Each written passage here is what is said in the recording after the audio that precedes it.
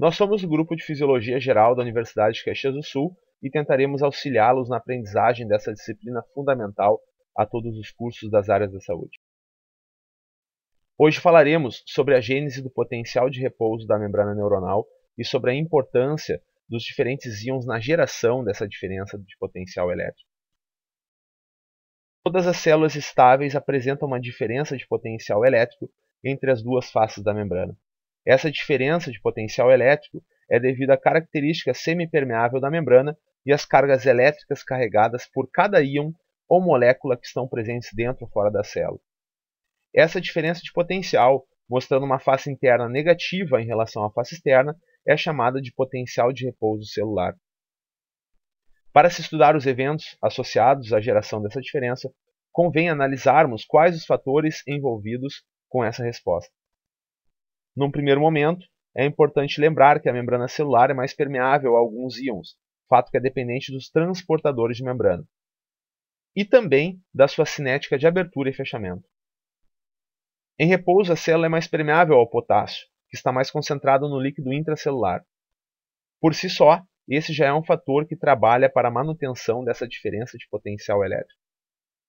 Ao mesmo tempo, analisar qual a influência da diferença de concentração e da diferença de potencial elétrico de cada íon sobre o fluxo pela membrana faz-se necessário para entender como é gerado o valor do potencial de repouso da membrana. Cada íon tenta encontrar o equilíbrio entre as duas faces da membrana. O que permite ou não esse equilíbrio é a permeabilidade relativa da membrana celular em repouso. É importante lembrar que os íons são partículas carregadas eletricamente. Assim, os fatores que influenciam o seu fluxo são o gradiente de concentração, ou gradiente químico, e o gradiente elétrico. Vejamos o exemplo a seguir. Na situação 1, se a membrana for permeável ao íon X, se ele estiver em maior concentração no lado A e não houver diferença de potencial elétrico entre as duas faces da membrana, o seu fluxo resultante será de A para B. Agora, na situação 2, se a membrana permanece permeável ao íon X, se ele estiver mais concentrado no lado A, mas no lado B notarmos uma predominância de cargas negativas em relação ao lado A situação se complica um pouco. Como a carga negativa do lado B gerará uma força contrária ao fluxo deste íon, devemos saber qual é a maior força, a força química ou a força elétrica, e assim saberemos qual será o fluxo resultante do íon X. Por isso, os fluxos obedecem não apenas o gradiente químico, mas o gradiente eletroquímico.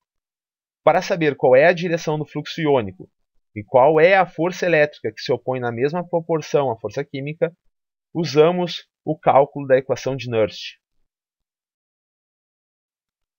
Essa equação serve para calcular o potencial de equilíbrio de cada íon e serve como base para o cálculo do potencial de repouso das células estáveis.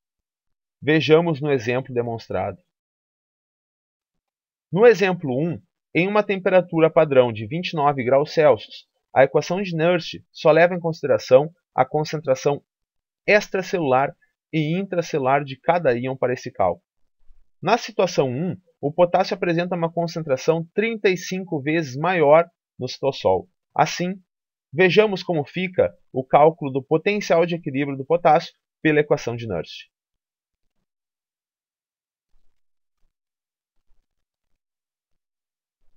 Notamos que a face interna deveria ser 92 mV mais negativa que a face externa para que a força elétrica que mantém o potássio dentro da célula fosse exatamente igual à força química que tenta empurrar esse mesmo íon para fora da célula. Convencionalmente, expressamos a diferença de potencial elétrico na membrana como a voltagem do citoplasma menos a voltagem do fluido extracelular. Para entender como ele é gerado, vamos reavaliar a figura 1. Agora imaginemos que juntamente ao íon X temos o íon Z, carregado positivamente.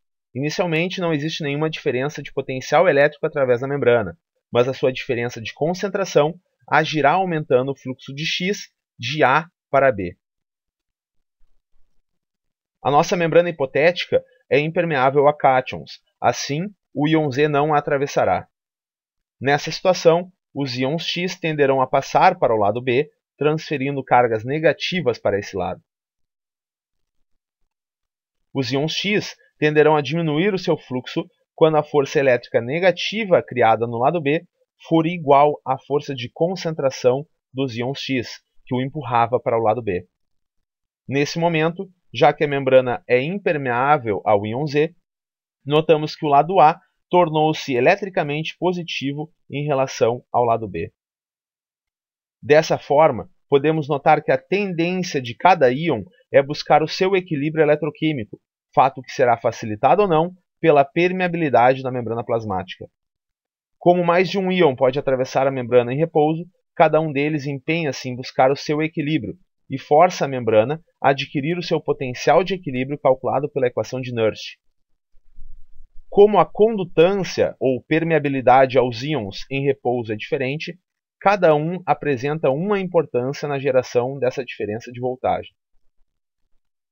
Assim, a condutância a cada íon específico deve ser levada em consideração para o cálculo do potencial de repouso celular. Surge então a equação de Goldman. Ela diz que o potencial de repouso é uma média ponderada de todos os íons permeantes. Nesse caso, o potássio e o sódio principalmente. A média ponderada deve-se ao fato de a membrana ser diferentemente permeável aos diferentes íons, fazendo com que a importância deles para a geração do valor também seja diferente. Analisando a equação da condutância de corda, notamos que o potássio é o principal íon envolvido com o potencial de repouso.